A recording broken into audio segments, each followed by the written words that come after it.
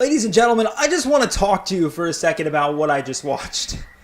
That finale, man, I mean, technically it's not the end of... I don't know if they're going to make this the end of Season 3 and start of Season 4, or if they're going to continue Season 3, but we don't get any more Sword Art Online till October of 2019, this year. And I think what's really important to note is everything they just threw into that final episode 24 and how insane it is. If you want to know my thoughts of what I think is going to happen next or things like that, please stick around for the video. I do want to just kind of go over a standard thing of what just happened in front of us and what I really liked. I'm going to just talk about the last episode. I'll maybe talk a little bit about Alicization in general when I get to the end of the video, because I do want to share the way I compare it to other seasons, if that makes sense to you.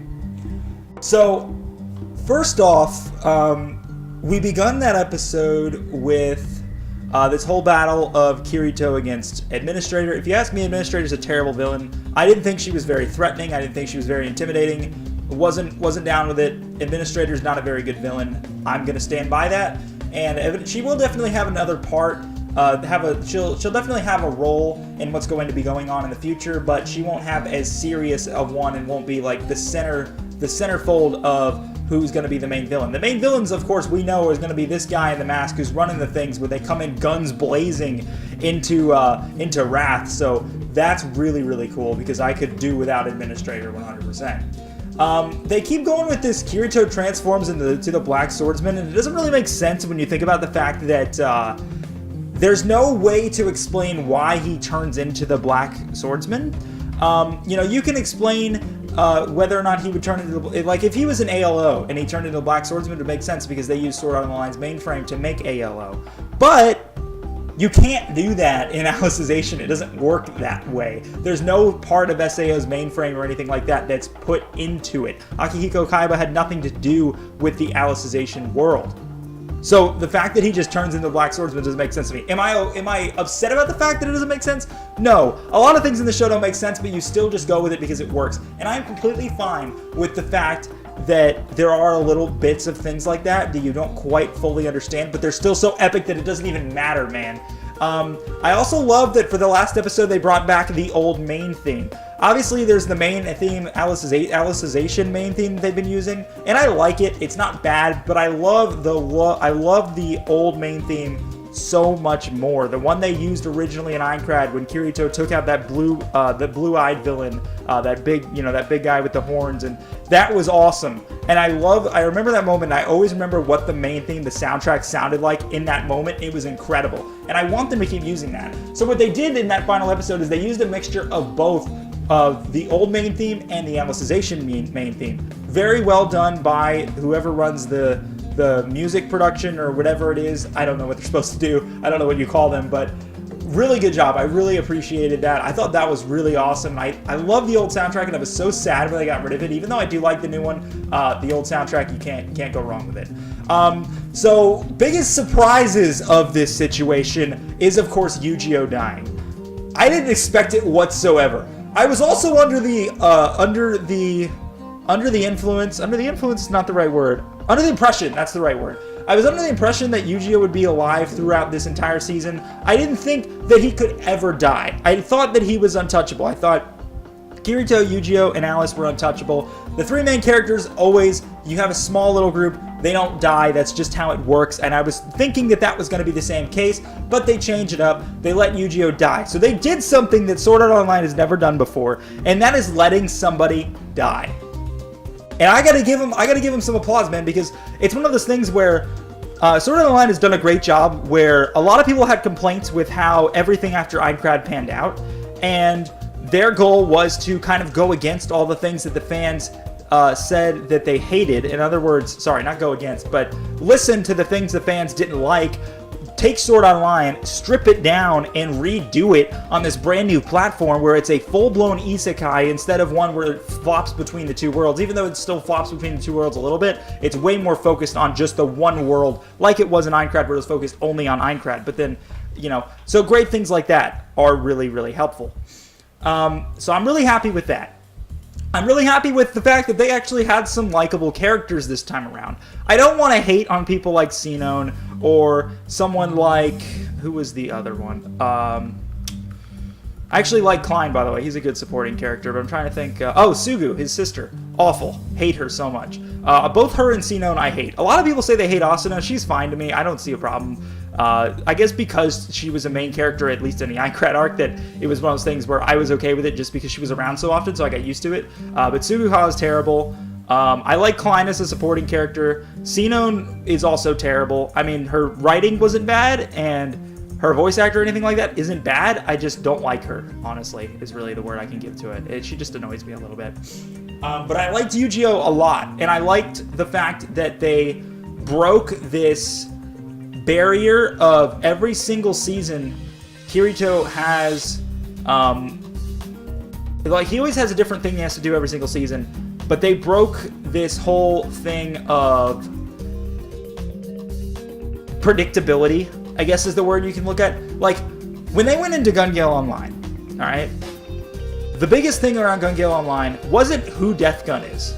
That was not the biggest thing. Now, when I watched the Gun Gale Online portion, though, I actually didn't know, even though it was blatant in the opening every single time that they revealed who Death Gun was, and I just didn't even pay attention to it, I guess, and I was just so shielded by how cool the mystery was, and I was really happy with it. Oh my god, it's such a good mystery. And then I was like, wait, no, that was so obvious once they reveal it, and then I see the opening.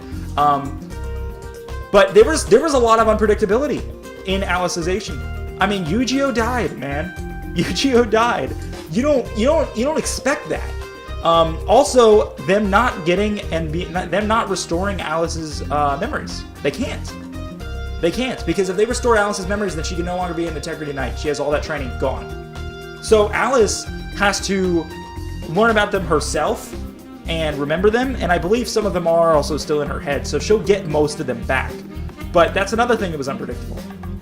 Another unpredictable thing is, of course, Administrator not dying at the end. Figured she would die, or at the least no longer be Administrator. That's not the case. There's going to be something else going. And the biggest unpredictable part, obviously, is when Kirito hacks into the mainframe, or whatever you call it, and he contacts the people at Wrath. And the first thing you have to know, man, the first thing you have to know, nobody expected some random soldiers to go guns blazing inside a Wrath. We don't know why they're there, but they don't care who they kill. They want to do whatever they possibly can. And what we saw right there at the end with Kirito as the system got shut down and Asuna jumping in there, I have a pretty good feeling that Asuna, because you see how Kirito is in the system, and he's in the system because the other half of Death Gun, I forgot his name, but it was Red-Eyed Zaza, that guy, who pretty much killed him. Didn't actually kill him, but pretty much killed him.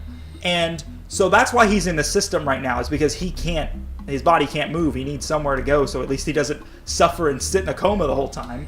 And I think what happened, my guess, because we saw Asuna hop in at the last moment, because I do think the system's still on and they just cut us off like that, or they'll figure out a way to get the system back on, is that Asuna may have gotten shot by those people invading, and she might also be in the system. Maybe they had a spare one sitting around, or maybe she jumped in right next to where Kirito was, and I think she is now in the game. I think she is in the Alicization world. Is that possible? No, maybe it's not. Maybe it's not what's happening right now, but I think that is the possibility. Of course, the light novel is done, so I could go read it if I wanted to, but that's like words on a page. I don't want to read that. I like reading the manga. There is no manga for this, though. It's a light novel. It's literally a straight-up book with a couple of pictures. Not my thing. Too many words. Not going to bother with it. Now, what's fun about all of this is the fact that they left us with that. They didn't close anything off. All right, historically, and by historically I mean the end of season 1 specifically. So maybe not that historically, but it works.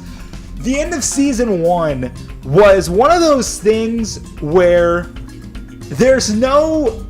It seemed like the show was ending. Literally, there was nothing you could do after season 1. So, when Aincrad ended, there was the one thing where Kirito woke up and Asuna wasn't there, and there were so many things that weren't resolved yet. So you needed to continue, go through those ALO stuff to rescue Asuna. As soon as he rescued Asuna, they all went to Agil's shop and they met up, all the players who survived and all that stuff, and they were happy, and it looked like they were resolving everything. You could have ended the show right there, and people would have given the show at least a 4 out of 5 stars. I know a lot of people don't like that back half, but they really did like the first half. 4 out of 5 stars. Solid 4 out of 5. No question. But then they're like, let's do a second season. And they're like, let's hop into Gun Gale Online.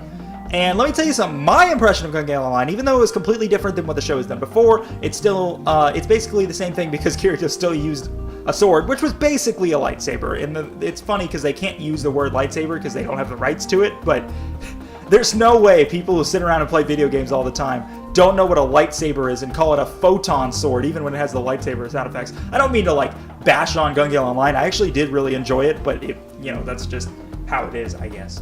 But I actually enjoyed it quite a bit. I really, really enjoyed the Bullet of Bullets tournament that they did, and, discovering who Death Gun is, because, like I said, I was clueless and I didn't pay attention to the op, I guess, close enough to really know, which was a little bit unfortunate, but I'll take it. It's whatever. I'll deal with it.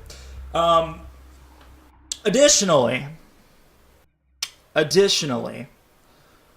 I also wanted to say what my thoughts were in period on Alicization. I said I was going to do that eventually. So we're going to do that now. So SAO Alicization was one of those things that you're glad it happened.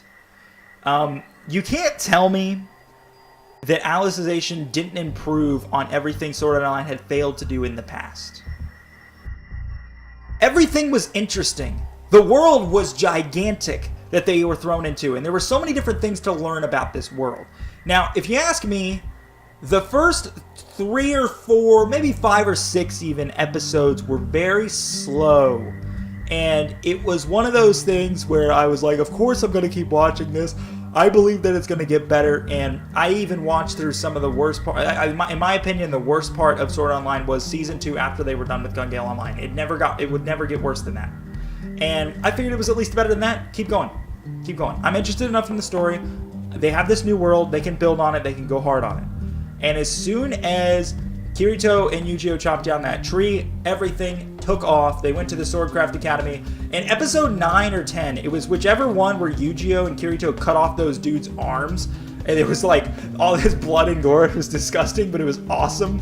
That was that turning point where I was like, okay, this is actually really, really good. Because that episode was when things flipped a switch and got serious. And then after that, it came down to them meeting Cardinal and then them battling Integrity Knights all the way to the top until their battle with Administrator. And it worked really well. The writing was terrific.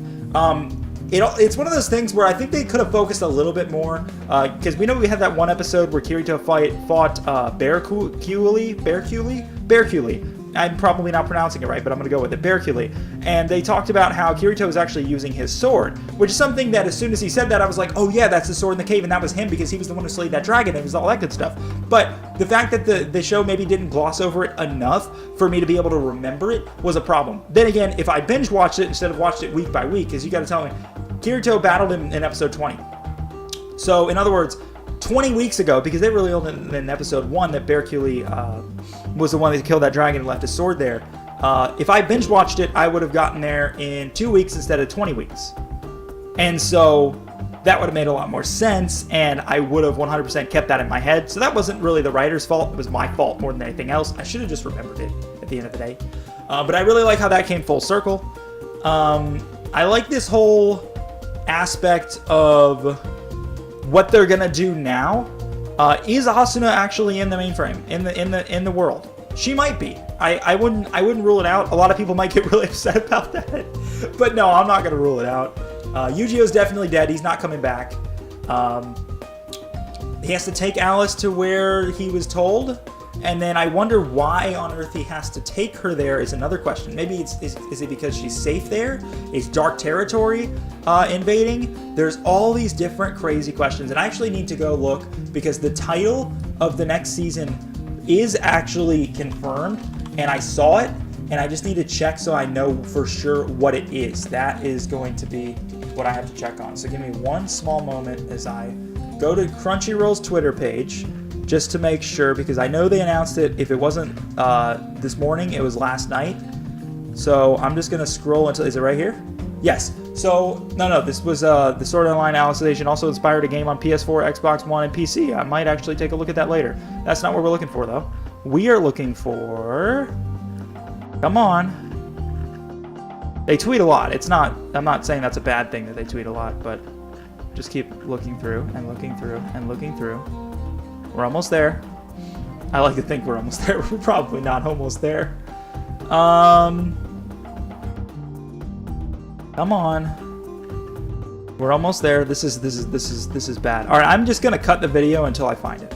So, Sword Art Online Alicization War of Underworld was announced for the October broadcast. So yeah, this is definitely, I think, Dark Territories invasion. I 100% believe, and that's why I think maybe Kikuoka knew that when he told Kirito get Alice somewhere as safe as possible. Why Alice specifically? Maybe there's something. I mean, the world's called Alicization, so we know it has something to do with Alice. Alice has some sort of control over this world. Now, she doesn't know that, but maybe she has some sort of involvement or something along those lines. I'm actually, you know what? Let's go ahead and read through this if it is an extensive thing with anything key to talk about, and I can link this in the description below if you guys want it. But yeah, Aniplex announced that Sword Art Online would consist of 4 cores, so that it's usually between 48 and 52 episodes. Considering they stopped the first 2 at 24, it'll be 48 in total for sure. Well, I can't say for sure, but most likely. But this will be covering volume 9 to 18 of the light novel, it says. And basically they just announced and shared that it would continue in October as Alicization War of the Underworld. Is this a trailer? Hold on. Okay, hang on, guys. We're going to watch this together.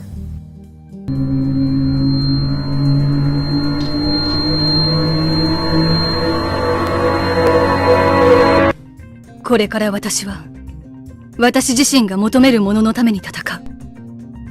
So that was it. Okay, so that actually wasn't all that great, and I made sure I got it all set up to make sure that I could actually watch this, and then it didn't end up mattering. Okay, well, that's pretty cool though. Looking at the rest of this article, the visual release with the announcement shows Alice with a determined expression, and the new series, new subtitle highlights with the highlighted stakes for a second half of the popular story arc. And Alice still doesn't have an eye, I guess, if you can look at anything with this. Let me show you again. Oops. Let me scroll up. See, she doesn't have an eye still. So that might be important. I mean, you can restore an eye. We saw Yu-Gi-Oh's eye got restored. But the fact that she still doesn't have it here maybe means they can't get it restored. So that's actually like a disadvantage, not having an eye. At least I think so. So, you know, that is just how it is. Looking at the rest of this, and this just goes over the synopsis of Alicization, all that good stuff. And there's a lot of hyped commenters. I wonder if there's anybody who knows some good information. I'm just going to keep looking. Talk about the cliffhanger. They're really excited. Yeah, all that stuff. But yeah, this is great. This is great. There's a lot of good stuff coming. I'm really excited. If you guys want me to do a video on my expectations for Sword Art Online, Alicization going forward, or anything crazy like that. What's it called again? War of Underworld. If you guys want a video about that, I'm happy to do it for you if that's what you want. I'm good with it. I would love to take a look at some of the things that I think might happen. I'm definitely going to have to go back and watch the last few episodes again just to keep some more ideas in my head and find some more things they didn't resolve so that we know that they need to resolve them and go from there. So that will probably be it for this video. It was really just a lot of things that I wanted to talk about because I don't think there's been a season finale for anything, period. Because a lot of anime that I tend to watch, I just binged all the way through. So I don't have questions at the end because I just finished the whole thing. And that's about it at the end of the day. Like, I mean, I watched through Naruto in its entirety within 4 or 5 months. Maybe even 3 or 4. I did one summer. I just kept watching. And I think I finished by maybe November. So who knows? 4 or 5 months, I think, Naruto all the way through.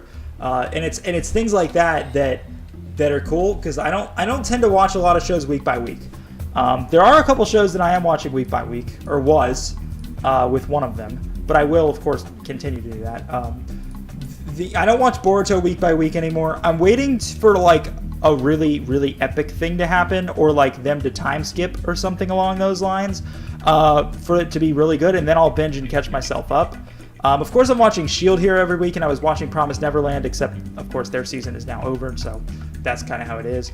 Black Clover is something I'll eventually get caught up on. I'm like 300 into One Piece. Don't ask me to catch up with One Piece because I'm never going to catch up. It'll be over by the time I get there. But hopefully not. I mean, there's you know what? I don't know. It's the longest anime ever. It might go for another 1,000 episodes. Who knows?